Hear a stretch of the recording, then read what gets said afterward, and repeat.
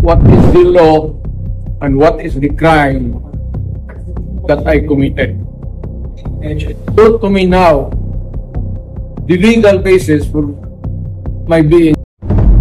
Ito ang Istorya Pinas.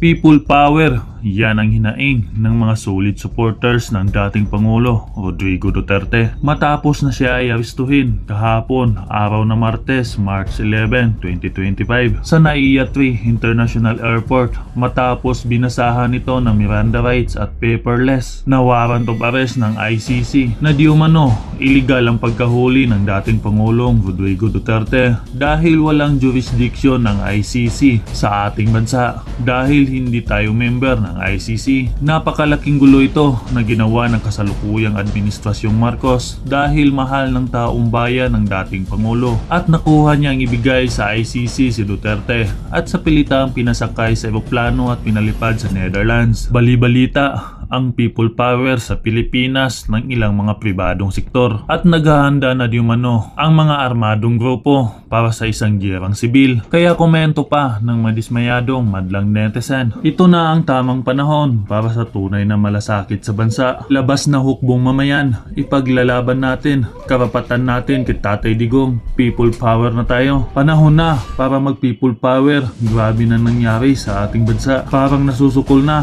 ang mga maraming Pilipino at napapadali ang pagbagsak ng isang namumuno dahil sa kanyang pamamalakad. People power na para hindi kawawa ang bansa. Magising na tayo mga kapatid, hindi pa huli ang lahat. Chief PNP ang in charge at siya ang nagsasabi kung sino ang pwedeng pumasok at hindi pumasok. Kausap namin yung aming ICC lawyer and sinabi niya this has never happened before at sinabi niya na it's craziness. Ibig na po naman sasalita kami si BBM sa publiko ano na sa ano ba kaliwanag mo? You have a message for him? Ano pa bang aaspat? Diba? Nagbigay nga siya ng statement na 20 pesos per kilo na bigas. So ano pa bang aasahan natin sa mga statements ng kita naman natin kung ano yung ginagawa nila, gigipit nila. Hindi na tayo member ng ICC at noong pinay yung ICC complaint, out of time na sila, ni-raise natin yan ilang beses, wala silang jurisdiction. Pero tayo lang sa buong mundo ang bayan o ang bansa na nag-cooperate sa ICC. Para tayong doormat. The Philippines is like a doormat for other countries, not just the ICC. Kung sino man yung sumasamantala sa ating bayan. Yeah. Nakakalungkot dahil saan ka ba nakahanap ng bayan na yung kanyang citizen mismo ibibigay niya sa dayuhan. Nakakahiya bilang isang Pilipino. But were you able to talk to your dad kung ano po yung sitwasyon niya currently nung bago siya umakyat at currently na nakaakyat na siya dun sa plane? Nagkausap kami kanina pero medyo choppy kasi yung signal din sa loob kasi ginajam yung signal. Naintindihan ko lang naman sa kanya, sabi niya na wala tayong magagawa. Parang the way I say it, sabi niya, that's life, kasara-sara. But then I told him na some instructions on what to say and what to do. Pero sa totoo lang, dapat hindi talaga yan umalis ng bansa si President, former President. Pag umalis po, susunod po ba kayo? Yes, meron na pong arrangements kasi kailangan ko kausapin yung mga abogado doon kung saan man siya dalhin. Kami, ako, at pupunta yung mga abogado and doon kami mag-uusap kung ano yung mga doon. Tingin mo ba tama yung naging proseso sa sa warrant of arrest? Ay, hindi talaga. Kasi nakalagay sa rules ng ICC, the defendant should be taken to a court, a local court. Dapat dinala siya sa korte. At yung proseso natin dito sa loob, yun yung mas susunod para sa pagkakita. What were your instructions to leader? Hindi lang magpapatawag ng What were people your power. instructions to your father? About the legal matters lang, no? So sinabihan ko siya na kung ano yung sasabihin at gagawin for his lawyer. Hindi, ano pong plano niyo? Bakit po kayo nagpunta dito? Gusto niyo po ba sana makausap din si father niyo? And then sinabihan ko din siya na huwag tumanggap ng pagkain siya katubig kahit kanino. I understand nag-prepare sila ng kami kanina doon sa assistant handa ng book. Hindi kayo pinapasok? Ano pong plano niyo dito ngayon? Well, nag-aantay ako. Papasukin nila dahil gusto ko makausap personal. Mahirap kasi sa video call kasi choppy. Ginajam nila yung signal. At kailangan ko siya kausapin. Ma'am, bubati kami ma'am, kahit ano mangyari. Hindi namin kayo iwanan. Ano pong sabi Kahit sa ano mangyari, hindi namin kayo iwanan. Salamat. Bibi Sara, sabi ni Atty. Raul Landino, nag-grant daw yung TRO. Any update po dito? Wala po akong update sa temporary restraining order ng Supreme Court. But as I said, lahat ng mga tao dyan sa loob ng base at dyan sa airport, kung Pilipino ka, hindi ka papayag. Ang ginagawa nito. Were you surprised? Did you tumanggi daw po were you surprised by this scenario, or is it something that you expected? The moment that I was still in the cabinet when this was mentioned, and the moment that I talked to the Justice Secretary, and then I noticed that he had very vague answers. We already started to prepare, but I have a different set of lawyers than President Duterte, so we have a book about what to do and all the research materials about ICC. So that is what we did, and then we shared our drafted petition. We had two for me. We shared it with the team of PRRD. VP, I know this may be a sensitive question, but have you reached out to the president itself regarding the matter? No, Why not? because the way that they are doing it right now, there's no talking to the president. Because it's very easy for him to say, do not turn him over to the ICC. You can detain him here, wherever in the Philippines, but do not send him wherever the ICC says. You have a message to PBBM. Padala kayo sa atin sila dating akong Marcos. Siya, padala mo doon. Oh, sorry. At dating Pangulo na siya, very soon. Ano? Very soon, why? Very soon. Ano pong message niyo kay PBBM? Kailan po kayo susunod? Okay. Well, nag-aantay, and then immediately pag pinilit nila kung ano yung gusto nila at hindi yung tama, susunod ako. Kasi kailangan ko kausapin yung mga abogado. VP, ano message niyo kay PBBM? Sa tingin niyo po ba nagiging personal na po? Oo, very personal. Nakikita nyo naman. Nakafile sila ng impeachment ng ang basis nila is hearsay and gossip. So, it's very personal. At sabi nga, ng lahat ng kumukasyon sa ginagawa ng administrasyon ngayon. This is a diversion from the failures to deliver good governance and decent public service Message niyo po to the kay PBBM. Filipinos. Message po kay PBBM. Wala akong message sa kanya. I don't think that there's talking to a person who will allow a citizen to be turned over to foreigners. VP, can you confirm hindi pa kayo pinayagan pumasok or nakita kayo ng clearance? Hindi kami pinayagan. Ilang beses na kami na paulit. Ilang simpleng mga mayan. Ano yung pwede namin magawa para natin Accountability, transparency and accountability from the government. Tinatanong natin kung ano nangyari sa PhilHealth, diba? Tinatanong natin kung ano nangyari sa budget, diba? Kami nagulog, sila nakikinabang. Huwag nilang ilihis yung usapan sa mga gawa-gawa nila na What's your message to the critics of the former president saying that he had it coming? What's your message to the critics of your father that he had it coming? there is no legal basis at all to turn over or to endorse the president, former president, to ICC. So, wala silang, kung para sila sa justice at sa batas, walang batas dito eh. So, nasaan sila? So, does that mean na parang he had it coming even if hindi sumusunod sa batas? Kaya nga sabi ko kanina, diba? Sabi ko, gagawin nila kung anong gusto nila kahit hindi tama. Gagawin nila kung anong gusto nila kahit ano. Ma'am, tumanggi na po yung DFA. Sabi ng DFA, hindi sila nakikipag-usap sa ICC. Pero may ito, ma'am, na ang nasa likod daw po ito is si former Senator Trillanes. Well, siya yung nag-file, diba? Siya yung nag-file ng complaints and siya naman yung nagbibigay ng updates about sa ICC. Lagi naman tayo ina-update Trillanes sa mga nangyayari sa ICC.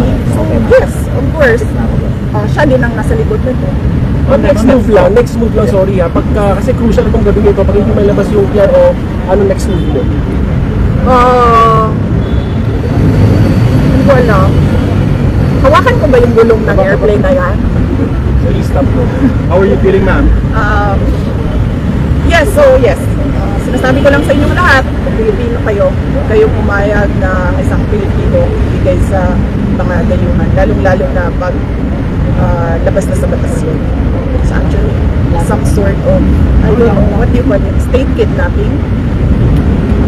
Parang ganyan na yung nangyayari. And all because kahit kumakain kami rito, para kay Duterte to. Tama. Para kay Duterte to, baka kumakain tayo.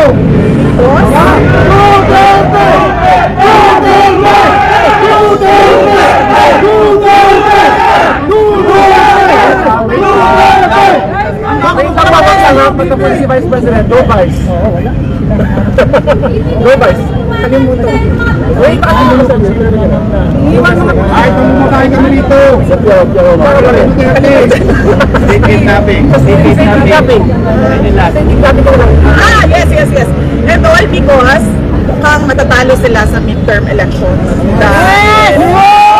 Dahil ang lakas ng vote rate sa 9 candidates na PDP laban. At mag-ingat kayo I warned you about the budget. I'm warning all of you about election cheating.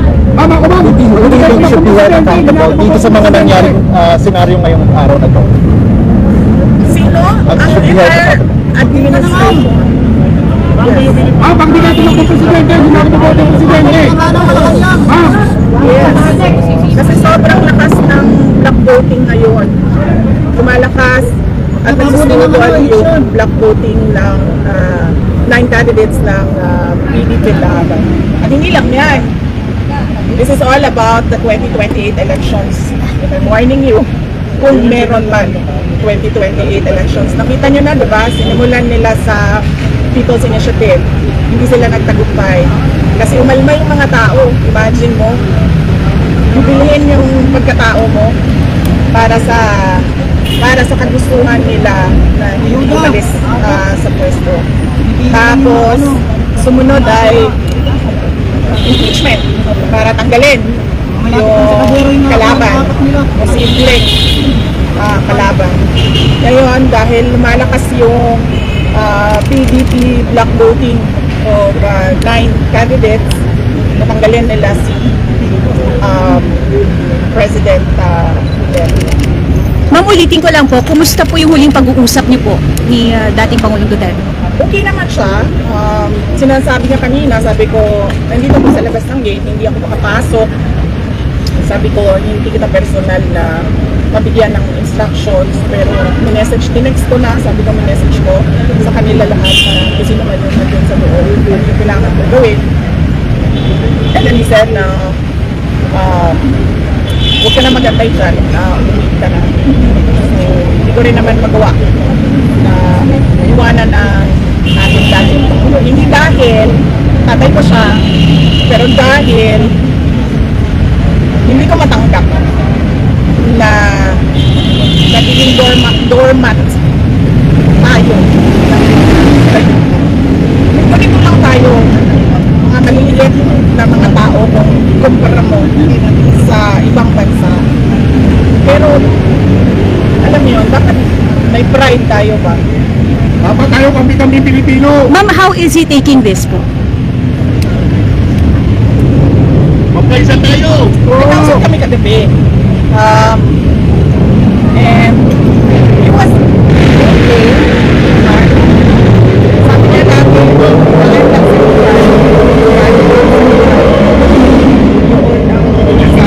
kaya yung discussions din namin,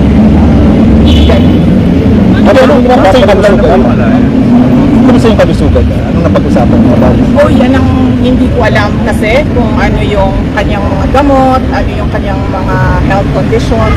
Ang pagkakaalam ko meron talaga siyang mga health conditions, kaya siya may nurse na kasama lagi. And then meron siyang mga gamot at meron siyang mga gadget na kailangan na kasama niya lagi. Then, ang pagkakarinig ko kanina, mataas yung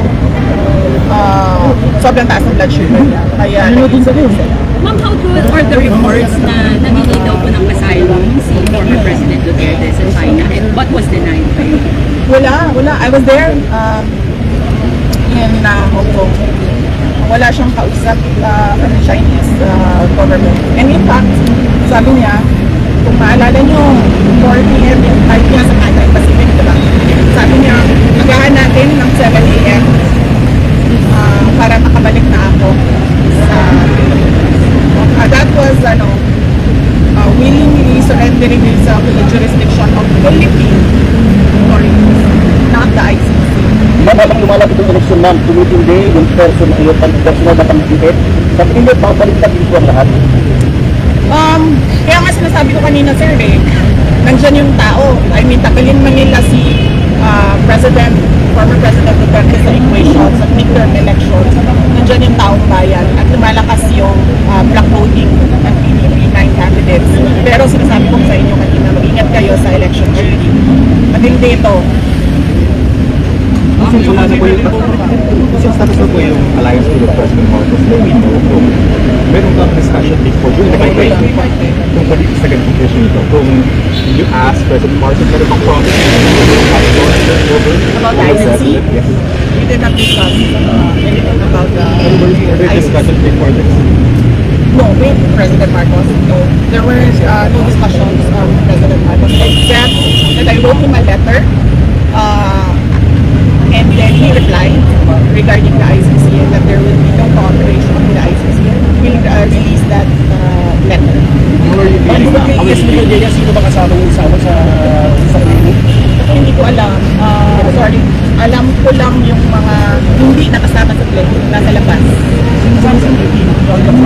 Nandoon si sa labas. And common law kayo? Yes, si Hanilet nandoon din. How are you feeling now? I'm okay. Ano lang ako, kulang sa tulog dahil nagbiyahe kami kanina. Pero kumain ako kanina, huwag kayo mag-alala. Pero as Vice President, Iinit ang ulo ko. as Vice President, di ka pa parang hindi gagawa yung supposed to have power here. Wala tayong magawa kung susunod sila sa yung Philippine National Police, kung susunod sila sa illegal na mga orders, wala tayong magagawa. Yun yung desisyon ng Philippine National Police, mag-implement sila ng illegal orders. That's what they did with Yusek Zulaika Lopez. So it's not surprising that it is happening. Ang pagkakabalik ko na nag-down po nagkabalik ko kayo sa misa ng ICC. Sabi ko naman, dapat kayo na po ang nagkabalik ng police. Oo, sinabihan ako ng nanay ko. Sinabihan ako ng nanay ko, sabi niya, mag-ingat ka dahil ikaw ang susunod. Handa naman. Anong handa? Kung maghahanda na harapin, handa na para malagpasan, pagkagtagumpayan. Iniisip ko lang ang gastos sa abogado. Magastos kasi ang mga abogado. So, yan lang naman yung concern natin sa ngayon. But so far, napaghandaan din naman yung gastos para sa mga abogado. So, okay lang. Yes, my mother warned me about the next target for the ICC. Ba't hindi pala kayo magkasabay mo na Pangulo? Parang pinapalito ba na sa server na wala ka na ilaman ng pamumulitin? Hindi. Kasi ano kami, kung napapansin nyo, kahit dati, hindi kami nagsasabay sa airplane. Silang mag-asawa or kaming mag-ama, hindi kami nagsasabay sa airplane. Kasi pag nahulog yung airplane, mauubos kami lahat. Kaya never kami nagsasabay sa mga airplanes. Kaya hindi rin ako makapagsabi sa loob na sasama ako sa airplane na yan. Ma'am, ito po nga private plane, ito pong travel plane na pinagsakyan po kaya PRRD. Pag-aari daw po ng isang congressman na si Congressman Zaldi po, tama po ba? Hindi ko alam kung sino ang may-ari ng airplane, pero nung nakita ko na sinasabi nila na galing sa Pilipinas lang yung airplane, nakikita na natin na ginagawa nila talaga. Ma'am, may laban po ba dito ma'am sa paggamit ng private plane? Yan ang hindi ko alam. I have to talk to ICC lawyers. Sa ngayon, ang alam lang namin is dapat siya dinala sa local authorities. Ma'am, nag-a-appeal po ba sa inyo sila Atty. Torion at Atty. Vic Rodriguez tungkol po sa Secretary Petition? Hindi ko pa nakausap si Atty. Vic Rodriguez at si Atty. Torion. So, ang nakakausap ko si Atty. Delgra, Martin Delgra ang nakakausap ko, and si Atty. Harry Roque. Ma'am, pag naisakay po ba si former President Duterte papuntang Netherlands, do you now consider to run for 2028 presidency? Hindi pa yan yung iniisip natin ngayon. Ang iniisip natin ngayon, unang-una, hindi dapat makaalis si President Duterte dito sa Pilipinas. At pangalawa, kung pipilitin man ng gobyerno na ipadala sa Hague si former President Rodrigo Duterte, paano natin siya makabalik sa Pilipinas? Yan lang muna yung asikasuhan. And of course, yung pangangampanya ng 9 candidates ng PDP laban. Ma'am, sabi nila ma'am, may sinabi si Atty. Angeles ngayon may ilang buwan after po na maisakay sa chartered jet si PRRD. Ang sabi niya po, kapag pumalis itong aeroplanong to, mananawagan tayo ng people power. Ano ba lang ma'am? Hindi ko kasi nabasa or narinig yung kanyang statement, so hindi ako mag-comment sa kung ano nasabi ni Atty. Trixie. Pero sinusuportahan ko ito ma'am? Hindi ko yan, hindi yan ang concern ko ngayon. Ang concern natin lahat ngayon ay paano mapanatili dito sa Pilipinas si President Rodrigo Duterte. So tulungan ninyo ang taong bayan, tulungan ninyo kami mag-isip kung paano natin yan magawa na hindi siya malis dito sa Pilipinas. Sabi po ni Atty. Delgra, huling niyang daw po ng father na po, makita kayo, makausap kayo, pero hindi pinagbigyan. How do you feel about it? Well, hindi na nakakagulat yung ganyan na klase na pag-iipit sa kanila. Parang, I was born in 1978, so hindi ko na wala pa akong masyado pa akong bata para maalala ko. Pero kung tanungin mo yung mga senior citizens ngayon kung ano nangyari, matindi daw talaga pag-iipit, oppression, abuse, and greed, sabi ng mga nakakanyari. Pero ma'am, kumpiyansa kayo na hindi makakalipat ang aeroplano.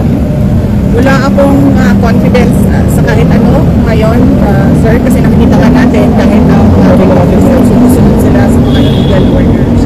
So, kahit kita nyo naman yung pag-file ng impeachment kahit walang basihan. Okay. Final words lang.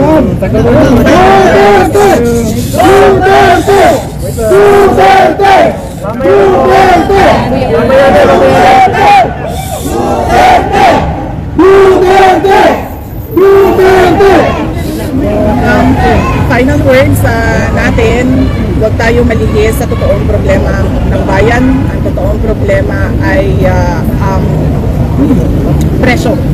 Ang mahal na presyo ng bilihin ang kahirapan ng ating mga tao, ang korupsyon sa ating budget, ang kawalan ng development projects, ang nangyari sa PhilHealth, ang nangyari sa ngayon na tila ba we are